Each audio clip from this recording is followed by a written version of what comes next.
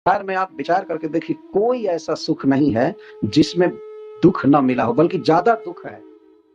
एक साधारण सुख पाने के लिए बहुत दुख उठाना पड़ता है मनुष्य को। घर गृहस्थी में एक सुख है, बाल बच्चों के साथ रहने में, लेकिन घर गृहस्थी चलाने में कितना दुख है, इसको तो सभी अनुभव करते हैं। अभी मैं कल जा रहा था, मेरे साथ राजू भाई जा रहे थे, तो उनके एक मित्र बैठे थे। वो हमसे कहते थे, स्वामी जी हमें पैसे की कमी नहीं है, बहुत पैसा हो गया है, लेकिन जितना पैसा बढ़ा उतना ही दुख बढ़ गया। मैं कहा, क्या दुख है आपको? तो चिंता बनी रहती है, शांति नहीं है। इसका अर्थ है कि उन्होंने पैसा कमाया, पैसे में थोड़ा नाम मात्र का सुख है, लेकिन उसमें दुख ज्यादा है। दुख ज्यादा है वास्तव में। और कोई संसार का विषय आप ले लीजिए, उसमें सुख थोड़ा है, दुख ज्यादा है मिला हुआ। तो यहाँ अनवद्य सुख नहीं। अच्छा, मनुष्य एक दूसरे सुख की क्वालिटी चाहता है, अनंत सुख।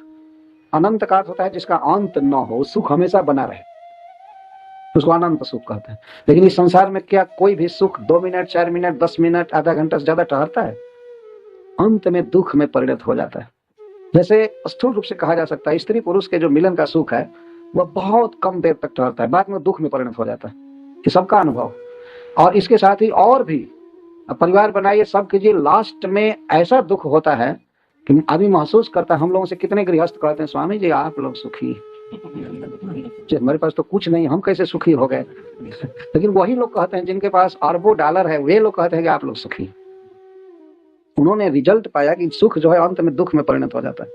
तो यहाँ अनवद्य सुख और अनंत सुख नहीं है। अनंत सुख और अनवद्य सुख भगवान में है, क्योंकि वो सुख से ही बने हैं। उनमें सुख के अलावा, आनंद के अलावा और कुछ है ही नहीं। यदि यह प्रश्न किया जाए कि भगवान का शरीर किस चीज से बना है, यदि बना नहीं है उनका शरीर, वो स्वयं सिद्ध है, ऑलरेडी है। लेकिन अगर ये प्रश्न कोई करे कि उनके शरीर में क्या भरा है, तो उसमें केवल आनंद भरा है। आनंद के अलावा उसमें और कुछ भी नहीं। वह आनंद कैसा है? तो सत्य है। सत्य का अर्थ है त्रिकाल स्थायी, तीनों कालों में वो रहेगा। वो अनादि काल से है और अनंत काल तक रहेगा, इसको सत्य कहते हैं। इसके साथ ही वह चिन्मय है, चेतन है। भगवान का जो नख से सिख तक शरीर है वो चेतन है पूर्ण। हम लोगों का जो शरीर है चेतन नहीं है, यह जड़ है। इसमें चेतना का एक कण जब डाला जाता है तब शरीर काम करने लगता है, तब इसमें चेतना आती।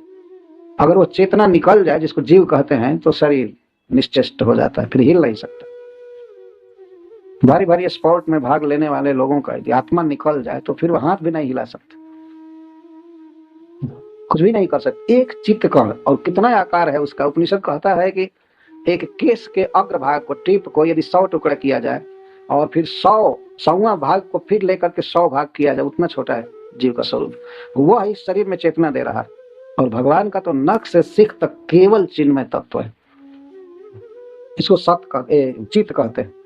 तो वह सदा सनातन है और चिन्मय है और आनंद है। वह आनंद का विशेषण है। ये भगवान में केवल आनंद है। वह आनंद कैसा है? तो नित्य है और चेतन है, सच्चिदानंद इसको कहते हैं। हम तो भगवान आनंद से बने हैं, और हम लोग यहाँ बने शब्द लगा देते हैं, ठीक नहीं है, क्योंकि वो स्वयं है, बने नहीं है।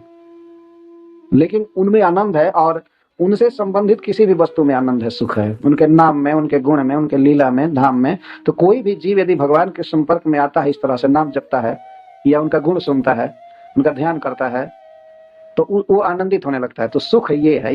और ये सुख कैसा है? अनंत सुख है। इस सुख का नाश नहीं होता है। आप कीर्तन कीजिए, कीर्तन करने के बाद, स्मरण करने के बाद ऐसा नहीं होता है कि अरे मैं क्यों किया, इतना क्यों किया। उसका आनंद बना रहता है। कि संसार में ऐसे सुख आपको प्राप्त होते हैं जो बाद में आप सोचने लगते हैं, अरे मैं क्यों किया, ये बेकार। वो अंत हो जाता है। लेकिन आप मंगला आरती में आइए, भगवान का जप कीजिए, प्रणाम कीजिए, उस समय भी सुख होगा, और उसका जब स्मरण होगा तब भी सुख होता है। ये हम लोगों का अनुभूत विषय है।